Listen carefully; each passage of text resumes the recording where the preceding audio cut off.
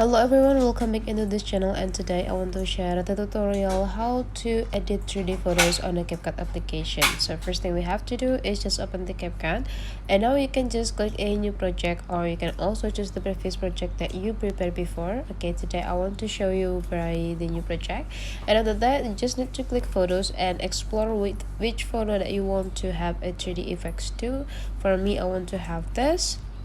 Okay, and after you're done, you just need to click add to add the picture into the project. And now you can just go click a effect, and in the effect option you just need to click a photo effects. You just need to looking for the 3D effects that provide by the CapCut. So for example, this one, 3D zoom. Okay, just need to click it and wait until all the effect is applied. Okay, so that's all the way how to edit a 3D photo on a CapCut application by iOS or iPhone. If you find out this tutorial is useful for you guys, don't forget to subscribe into this channel.